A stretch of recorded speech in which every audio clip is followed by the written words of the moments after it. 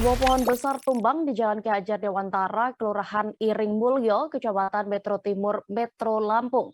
Pohon tumbang itu menimpa satu motor Honda Vario yang sedang parkir di sana. Untuk laporan selengkapnya terkait kronologi kejadian dan juga penyebab dari pohon tumbang ini, kami sudah terhubung dengan reporter Tribun Lampung, ada rekan Humam Gifari. Silakan dengan informasi Anda. Ya, terima kasih kepada Dea dan selamat sore Tribuners. Kejadian peristiwa motor tertimpa oleh pohon tumbang tersebut terjadi pada hari kemarin, hari Rabu pada 13 Juli 2022, tepatnya di pukul 17 waktu Indonesia Barat atau pukul 5 sore.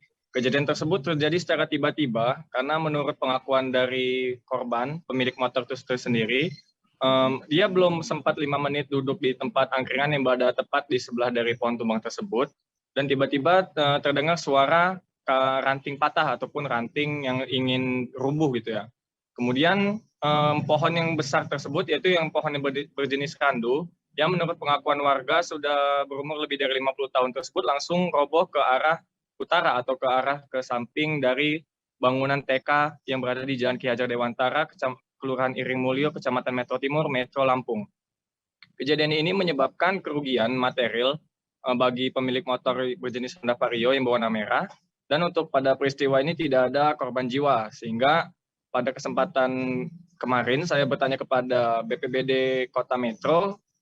Kepala BPBD Kota Metro yaitu bernama Firdaus mengatakan bahwa timnya telah melakukan tindakan, yaitu tindakan mitigasi kepada korban dengan cara menyelamatkan motornya yang sudah tertimpa, dan informasi terkini motor tersebut sudah diselamatkan, yaitu selesai pada kemarin malam pukul 18.30 waktu Indonesia Barat. Kejadian ini memakan waktu sekitar 1,5 jam dalam proses evakuasi motornya, dan untuk kerusakannya yang paling parah yaitu di bagian stang motor depan. Dan menurut pengakuan korban, motor tersebut masih dalam proses cicilan, sehingga korban akan melakukan klaim asuransi kepada pihak asuransi yang sudah menanggung dari kredit motor korban tersebut. Jangan lupa subscribe, share, komen, dan like ya.